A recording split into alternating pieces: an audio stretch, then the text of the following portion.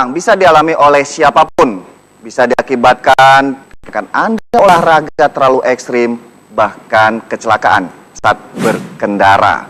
Bicara masalah patah tulang, tentunya ini dibutuhkan proses penyembuhan dan penanganan yang tepat untuk menghindari terjadinya cacat permanen.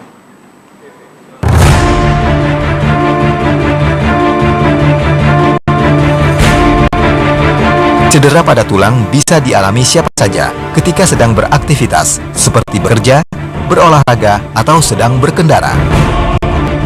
Ada berbagai macam cedera pada tulang, mulai dari keretakan, patah tulang tanpa luka terbuka, hingga patah tulang dengan kerusakan jaringan lunak. Gejala yang ditimbulkan akibat cedera tulang biasanya rasa nyeri, gangguan bentuk tulang, pembengkakan, sampai perubahan warna. Dengan penanganan yang cepat dan tepat, cedera tulang berpotensi kembali normal, karena tulang secara alami memiliki kemampuan untuk memperbaiki jaringan yang rusak. Ya, saya akan mengajak rekan seprofesi saya untuk berbicara lebih jauh mengenai penanganan yang tepat akan patah tulang, yaitu bersama Dr. Deva. Apa kabar, Dok? Baik. Iya. Kita ada demonya sedikit nih mengenai tulang. Bicara tulang, ada cedera-cedera tuh mulai dari retak, patah disertai dengan luka terbuka gitu ya, Dok ya. Tadi juga liputan yang Anda dengar dan Anda saksikan, tulang itu juga memiliki kemampuan untuk memperbaiki jaringan yang rusak. Ini strukturnya, tulang ini anggap adalah jaringan yang rusak kayak lebam atau bengkak.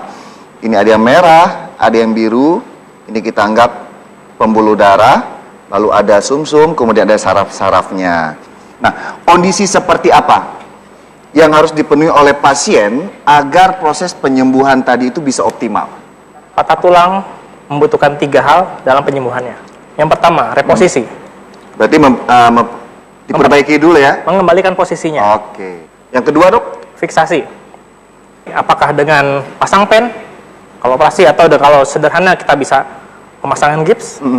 Apapun, tujuan untuk mempertahankan posisi tulang yang sudah kita perbaiki. Yang ketiga nih, kayaknya lebih penting nih, Dok, apa? Paling penting mencegah kecacatan. Percuma kita sudah melakukan fiksasi, kita sudah melakukan posisi, tapi kita nggak melakukan latihan lagi.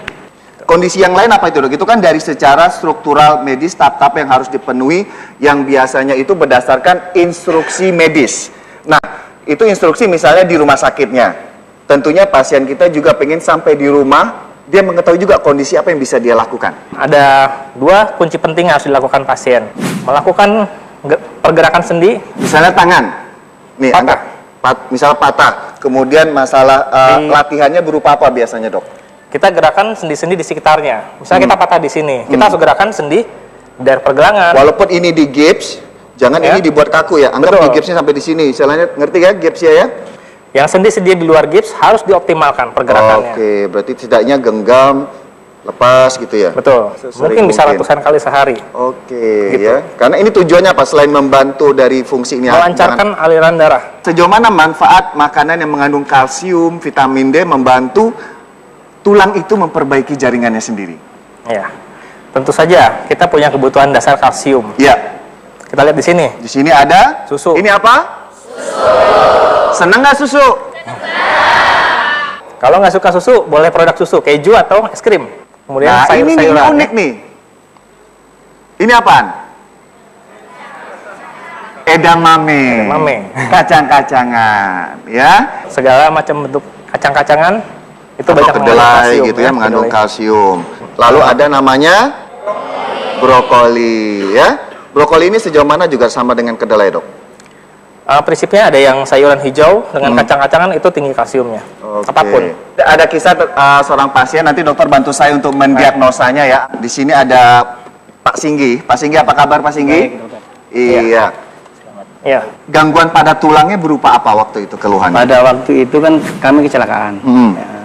Terus setelah kami jatuh kan nggak sadarkan diri. Terus dibawa sama tetangga terdekat ke patah tulang.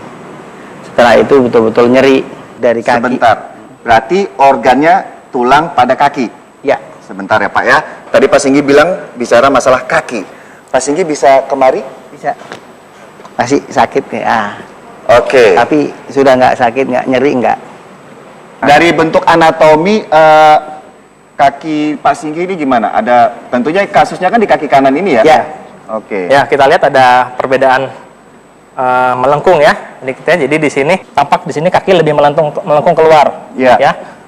Perlu diingat bahwa proses terapi patah tulang bukan hanya sekedar menyambung, tapi mendapatkan bentuk, posisi dan fungsi yang sempurna. Itu kuncinya. Selain posisi ke kanan, ini juga kalau diperhatikan secara sekilasnya terlihat perbedaan besarnya ya. Ya. Yang kiri lebih besar dibanding yang kanan. Ya. Ini kan kejadian sudah hampir Hampir setahun lebih lah. setahun Ya, lebih. ya. Nah, kondisi ini sudah terjadi perbedaan dari bentuk, ukuran, ya, posisi dari ilmu ortopedi. Ya. Apakah ada kemungkinan bisa dikembalikan ke bentuk semula?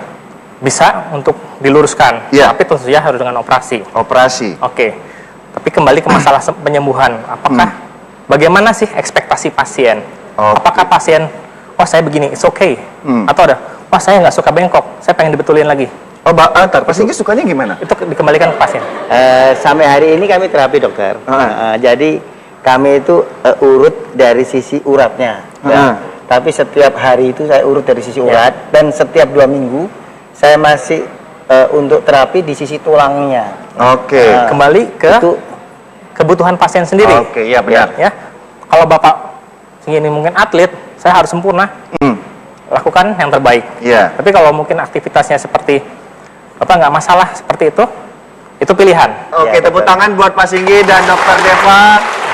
Ya, pada dasarnya mengenai terapi medis, ya, itu tentu pasti ada komunikasi antara dokter dengan pasien. Dan sejauh apa pasien menginginkan tingkat kesembuhan tersebut. Setelah ini masih banyak tips menarik lagi di Dr. Oz Indonesia. Sesaat lagi, kami kembali.